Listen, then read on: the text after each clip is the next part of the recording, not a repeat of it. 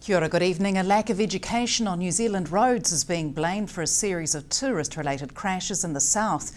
Operation Rental is a police initiative which has been underway since the end of 2014. But despite police efforts, complaints against tourist drivers are on the rise. Interestingly, what we're finding is the number of calls that we're getting from Star 555, we code that as a 1U, so that's a traffic complaint. That's actually increasing. And we're encouraging in that because obviously anything we can do to prevent a crash has got to be a good thing.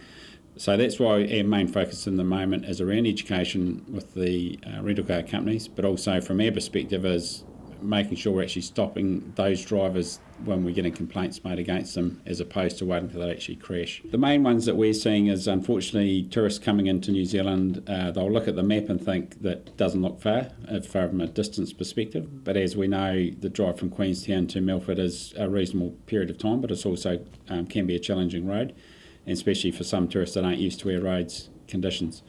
So we find, unfortunately, that quite a few tourists will overtake on yellow lines and they'll overtake on bends and areas that there's not really enough visibility. So that causes a lot of crashes, quite a few serious crashes and also obviously serious fatalities. So the focus we're doing is mainly around education, and that's relying on the rental car companies doing that at the time of they're actually taking possession of the vehicles.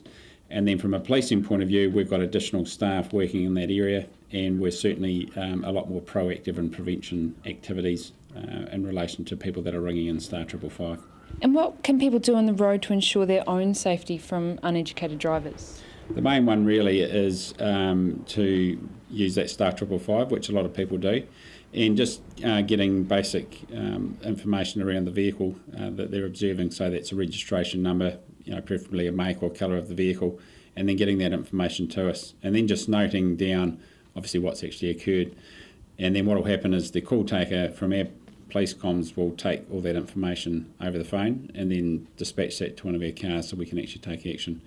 But what we are finding too is we are getting really good buy-in from the rental car companies. So anything that is at the high end, like quite serious, they're actually cancelling contracts and police are taking the vehicles off the tourists on their behalf. The second stage of the Around the Mountain Cycle Trail is under discussion with the resource consent hearing beginning today. Around 30 kilometres of proposed trail near the Upper Ariti River and Centre Hill Road need resource consents from Environment Southland and the Southland District Council. Significant changes were made to the trail plans after consent was declined by a commissioner in 2012 due to concerns around river works and their effects on the ecology, river and amenity. The revised proposal received 226 submissions, with 83 in support, 5 neutral and 138 in opposition. The internet is now reaching more New Zealanders than ever, according to figures released by Statistics New Zealand. 2013 census results show 3 out of every 4 households have internet access. That's an increase of 34% since 2006. Around 95% of households earning over $100,000 have access to the internet, while 45% of those earning $20,000 or less had access. The Queenstown Lakes District has the highest proportion of households with access at 88%, and the Wairoa District had the lowest at 55%. New Zealand residential property values are increasing, and it's not just the Auckland market seeing the difference. The latest monthly QV Residential Price Movement Index shows property values have increased nationwide. Invercargill is showing upward movement, with values increasing 1.9% in 3 months and are now 0.7% higher than this time last year. But the city's increase rate is slow in comparison to the main centres, with Auckland increasing over 11% year on year and 5.1% over the past 3 months. Nationwide property values for January increased 5.7% over the past year and 2% over the past 3 months. This means property values are now 19.2% over the previous market peak in 2007. Figures released for international travel and migration show a record net migration in the December 2014 year. New Zealand recorded a net gain of almost 51,000 migrants in the December 2014 year. It's the first time net migration has exceeded 50,000. Statistics New Zealand said more arrivals from students, work visas and New Zealand citizens returning from Australia contributed to the record number of migrants. And the number of visitors to the country was up 5% in December, the highest recorded for any month, with 39% more arrivals from China than in December 2013. Still to come on the bulletin, the capital raising power of investment crowdfunding plus blind dates at the library.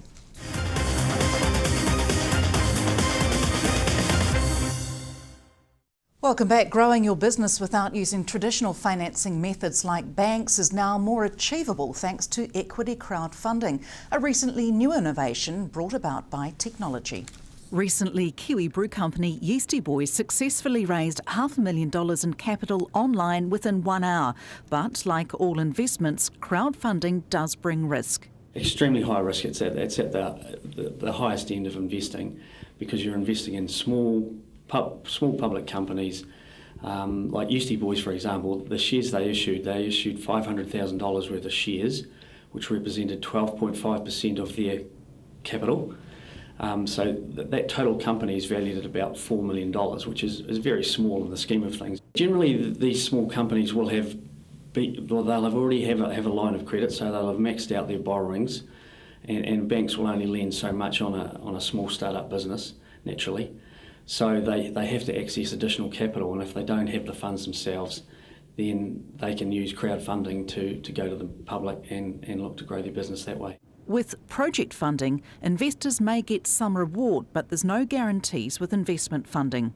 Generally, you receive an acknowledgement or a reward for that, and it might be a little gift, or for example, if an artist is raising funds to produce an album, they might send you a CD or something in recognition of a reasonable sized donation.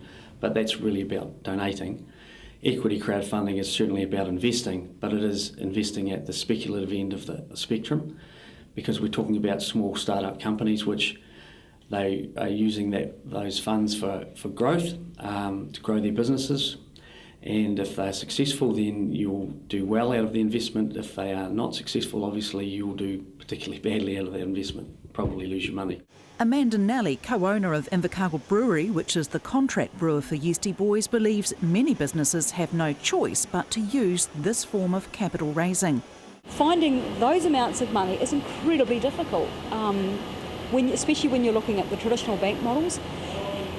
And those models don't like new businesses. Our financial system is not set up to help businesses in emerging markets. It just isn't. All they want to do is follow what's been done before, so it's a real disadvantage for people who are really moving ahead in something that's completely new. So I think crowdfunding is going to completely shake up small business in New Zealand, because it's got the ability for innovative people to get the money that they need to get their products to market without being hamstringed by the traditional financial constraints. It remains a relatively fresh concept. O'Connor says it's high risk and doesn't see it as a threat to financial advisors. Oh, absolutely not, no. While it is a new phenomena, it's only a new phenomena because it's technology that's enabled it, the platforms that are now available via the internet, and the ability to market the opportunities via social media in particular, have created the opportunity to use this facility. But it's really just another neat piece in the puzzle that enables small businesses to grow, to access capital to grow till they get to a reasonable size. Some of these investments will appeal to people's their interests or their appetites. For example, Yeasty Boys, I mean, there might have been people that like their beer, so even though they mightn't be in a position where they have significant sums of money, they might have thought they would have a speculative investment on the product. It allows entrepreneurial people, business people, looking with great ideas but lack of capital, and looking to grow their company and their business concept, to access capital to enable them to do that. And it's certainly a need that is it's needed in the capital markets, because not everybody gets to the stage where they can access capital through the stock exchange. Capitalists are geared up to look at much bigger things. So crowdfunding really enables small businesses with great ideas to actually do some very cool stuff. And I think we're going to see a lot more of it.